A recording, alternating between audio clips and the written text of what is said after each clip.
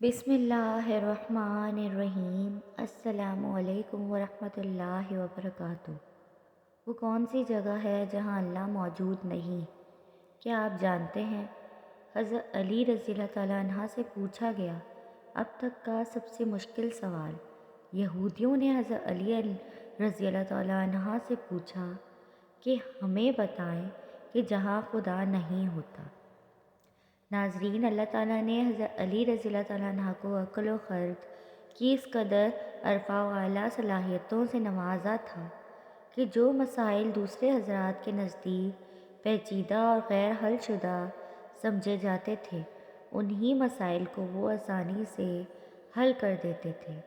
اکابر صحابہ کرام رضوان اللہ علیہ اجمعین ایسے اوقات سے پناہ مانگتے تھے کہ کوئی مشکل مسئلہ پیش آ جائے اور اس کے حل کے لیے حضرت علی رضی اللہ تعالیٰ عنہ موجود نہ ہوں۔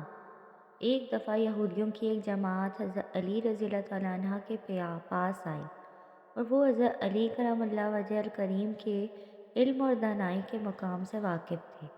وہ نادان یہ سوچ کر آئے تھے کہ اگر کسی طریقے سے وہ حضرت علی رضی اللہ تعالیٰ عنہ کو علمی بنیاد پر شکست دے دے تو اس سے مسلمانوں کو شرمندگی ہوگی اور ہر طرف ہمارا ڈانکا بجنے لگے گا۔ اس یہودی جماعت نے یہ بھی منصوبہ بنایا کہ ہم نہ صرف آپ سے سوال کریں گے بلکہ آپ سے سوال آپ کی کتاب یعنی قرآن مجید سے نہیں بلکہ اپنی کتاب یعنی توریت سے کریں گے۔ اس جماعت نے من ہی من میں یہ سوچ لیا تھا کہ اگر حضرت علی رضی اللہ تعالیٰ عنہ ہماری شرائط کے مطابق توریت سے جواب دینے پر راضی ہو بھی جاتے ہیں تو یہی ہماری جیت ہوگی۔ لیکن کیسے؟ ناظرین، یہودیوں کی اس جماعت کا ماننا کچھ یوں تھا کہ حضرت علی رضی اللہ تعالیٰ عنہ بہرحال حضرت محمد صلی اللہ علیہ وآلہ وسلم کے ماننے والے ہیں۔ حضرت محمد صلی اللہ علیہ وسلم پر قرآن پاک نازل ہوا تو یہ بات ممکن نہیں کہ حضرت علی رضی اللہ تعالیٰ عنہ کسی صورت توریت کے سوالوں کا جواب توریت سے ہی دے سکے۔ ناظرین، یہودیوں کی اس جماعت کے سربراہ جس کا نام راس الجالوت تھا، اس کی زیر قیادت یہ جماعت حضرت علی رضی اللہ تعالیٰ عنہ کے پاس آئی تھی۔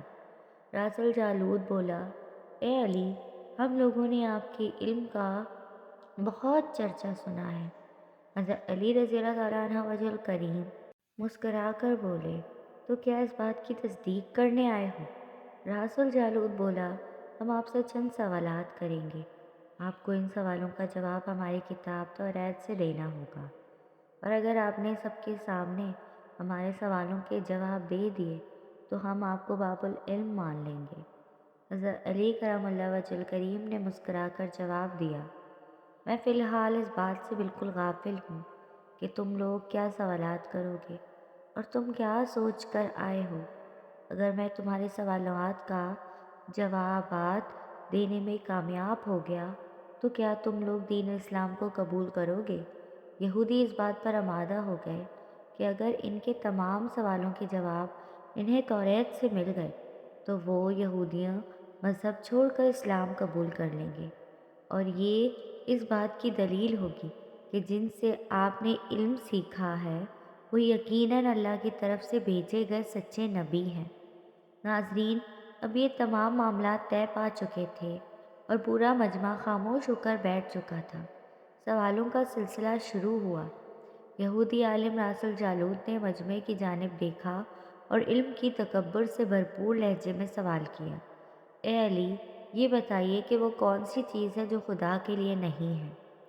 یہودی جانتے تھے کہ مسلمانوں کی کتاب میں درج ہے کہ ہر چیز اللہ کے لیے ہے اور اس بات کا جواب حضرت علی کے لیے دینا ناممکن ہوگا۔ مجمع میں بیٹھے تمام افراد سوچ میں ڈوب گئے کہ کائنات میں کوئی ایسی چیز بھی ہے جو اللہ کے لیے نہ ہو۔ تب حضرت علی رضی اللہ تعالیٰ عنہ نے بغیر کسی توقف کے فرمایا، تم جاننا چاہتے ہو کہ وہ کون سی چیز ہے جو اللہ کے لیے نہیں ہے؟ تو اللہ کا جواب شرک ہے۔ اللہ ہر قسم کے شرک سے پاک ہے۔ تمام مجمع جو بیٹھا سن رہا تھا بے ساختہ واہ واہ کہہ اٹھا۔ ناظرین، اب راس الجالوت نے دوسرا سوال کیا، اے علی یہ بتائیے کہ وہ کون سی جگہ ہے جہاں اللہ موجود نہیں ہے؟ حضرت علی نے اس کو فوراً جواب دیا کہ اللہ تعالیٰ ہر جگہ موجود ہے۔ اس پر رسول جالود بولا، اس سوال کا جواب آپ ہمیں ہماری کتاب سے دیں۔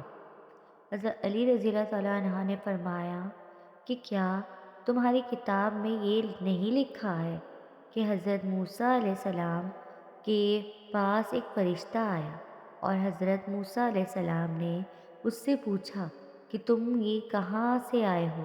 تو اس نے جواب دیا کہ میں 7ویں آسمان سے آپ کے پاس حاضر ہوا ہوں۔ اتنے میں حضرت موسیٰ علیہ السلام کے پاس دوسرا فرشتہ آیا۔ حضرت موسیٰ علیہ السلام نے اس سے پوچھا کہ تم کہاں سے آئے؟ اس نے جواب دیا، میں زمین کے 7ویں طبق سے آپ کے پاس حاضر ہوا ہوں۔ حضرت موسیٰ علیہ السلام نے پہلے فرشتے سے پوچھا، 7ویں آسمان میں تمہارے قریب کون تھا؟ فرشتے نے جواب دیا، میرے قریب میرا رب تھا۔ حضرت موسیٰ علیہ السلام نے زمین سے آنے والے دوسرے فرشتے سے پوچھا، تمہارے قریب کون تھا؟ اس نے جواب دیا، میرے قریب میرا رب تھا۔ تو اس سے یہ معلوم ہوا کہ بلندیوں کی انتہا ہو یا گہرائیوں کی انتہا، اللہ رب العزت ہر جگہ موجود ہے۔ ناظرین، رسول جالود اب تھوڑا گھبرا گیا تھا یہ دیکھ کر کہ حضرت علی رضی اللہ تعالیٰ عنہ نے ان کے سوالوں کے جواب اس کی کتاب سے ہی دے دیے تھے۔ اب اس نے حضرت علی رضی اللہ تعالیٰ عنہ سے تیسرا سوال پوچھا، اے علی بتائیے کہ وہ کون سی چیز ہے جو خدا کے قریب نہیں ہے؟ حضرت علی رضی اللہ تعالیٰ عنہ نے فرمایا کہ ظلم ایک ایسی چیز ہے جو میرے رب کے قریب نہیں ہے۔ ناظرین، اب رسول جالود نے پے در پے شکست کھانے کے بعد اپنے سوالوں کا زاویہ بدل لیا۔ اب اس نے علمی سوال کے بجائے تاریخی اور سائنسی سوالوں کی طرف اپنا رخ موڑ لیا اور بہت ہی تکبر بھرے انداز میں اس نے پوچھا، اے علی اس چشمے کا نام بتائیے جو زمین پر پہلی مرتبہ جاری ہوا۔ حضرت علی رضی اللہ تعالیٰ عنہ نے فرمایا کہ اس چشمے کو چھوڑو، پہلے یہ بتاؤ کہ تمہارے دل میں کیا ہے، اور تمہارے دل میں یہ ہے کہ وہ چشمہ بیت المقدس کی ایک چٹان کے نیچے ہے۔ رسول جالود کے منہ سے بے ساختہ ہاں نکلا تو حضرت علی بولے کہ آج اپنی اصلاح کر لو، کیونکہ زمین پر بہنے والا پہلا چشمہ وہ نہیں جسے تم لوگ سمجھتے ہو، بلکہ زمین پر بہنے والا پہلا چشمہ وہ ہے جس سے حضرت خضر علیہ السلام نے پانی پیا، اور یہی وہ چشمہ ہے جس سے آب حیات جاری ہوا۔ ناظرین، رسول جالود اب مزید گھبرا گیا تھا۔ اس نے اس گھبراہٹ میں حضرت علی رضی اللہ تعالیٰ عنہ سے ایک اور تاریخی سوال کیا، اے علی یہ بتائیے کہ وہ کون سا پتھر ہے جو آسمان سے پہلی دفعہ اتارا گیا؟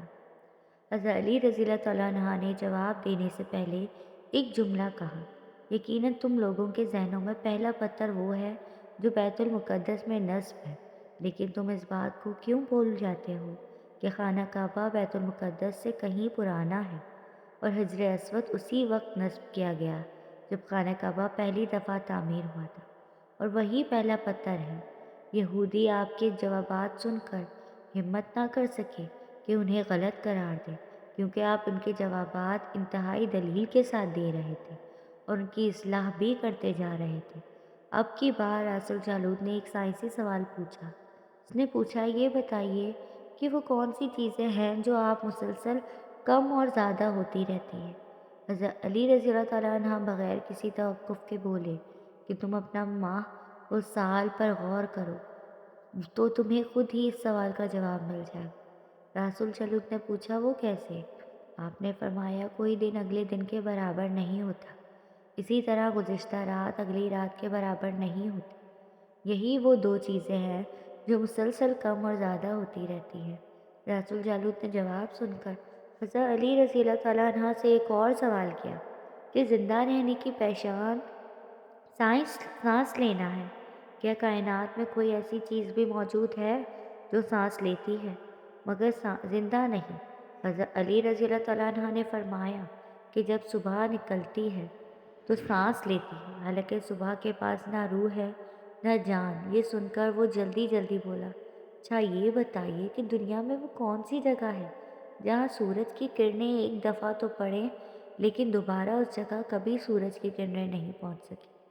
حضرت علی رضی اللہ تعالیٰ عنہ نے فرمایا، ہاں یہ سمندر کی وہ جگہ ہے جہاں سے حضرت موسیٰ علیہ السلام اور ان کی قوم گزری تھی، اور سمندر اللہ تعالیٰ کے حکم سے دو حصوں میں تقسیم ہو گیا تھا، اور بس اس قافلے کے گزرتے ہوئے سورج کی کرنیں اس جگہ ضرور پڑی تھی، لیکن اس کے بعد سورج کی کرنیں کبھی بھی وہاں نہیں پہنچ سکی۔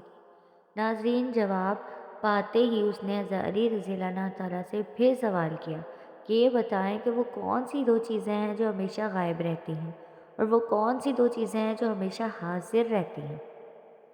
حضرت علی رضی اللہ تعالیٰ عنہ نے فرمایا کہ آسمان اور زمین کی طرف دیکھو، یہ دونوں تمہیں کبھی غائب نظر نہیں آئیں گی، یہ دونوں ہمیشہ حاضر رہتی ہیں، اور موت اور زندگی کو ڈھونڈو تو تمہیں ان کے بارے میں کبھی پتہ نہیں چلے گا کہ وہ کہاں ہیں اور کب آ جاتی ہیں۔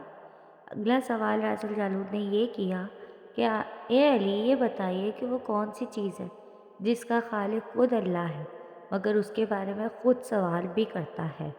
حضرت علی رضی اللہ تعالیٰ عنہ بولے، حضرت موسیٰ علیہ السلام کا عصا کا خالق خود اللہ ہے، اور اس عصا کے بارے میں اس نے خود حضرت موسیٰ علیہ السلام سے بھی سوال کیا اور پوچھا کہ موسیٰ، یہ آپ کے ہاتھ میں کیا ہے؟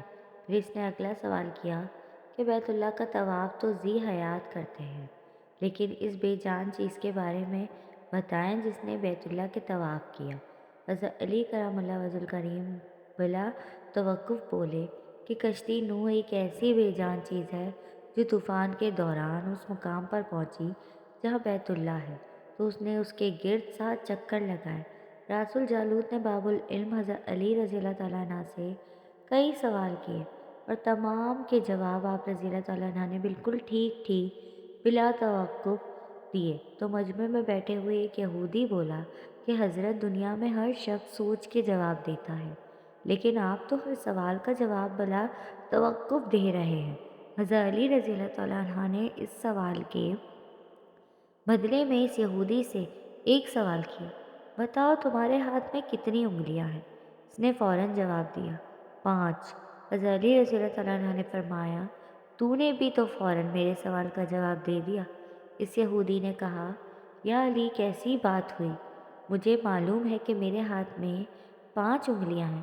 یہ سن کر حضرت علی رضی اللہ تعالیٰ عنہ نے مسکراتے ہوئے کہا، مجھے بھی یہ سارے علم ایسے ہی معلوم ہے جیسے تجھے یہ معلوم ہے کہ تیرے ہاتھ میں 5 انگلیاں ہیں۔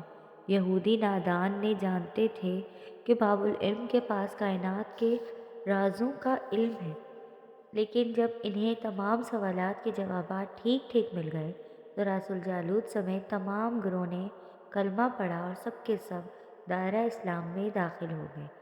تو ناظرین، یہ تھی حضرت علی رضی اللہ تعالیٰ عنہ کی ذہانت، جن کے سامنے کوئی بھی بات ناممکن نہیں تھی۔ اللہ پاک ہمیں بہتر عمل کرنے کی توفیق عطا فرمائے اور ہمیں نیکوکاروں میں شامل کرے، آمین ثم آمین۔ آپ کو میری ویڈیو پسند آئی ہو تو لائک، کمنٹ اور شیئر کریں، اور میرے چینل اسفا یوسف کو سبسکرائب کریں۔ جزاک اللہ۔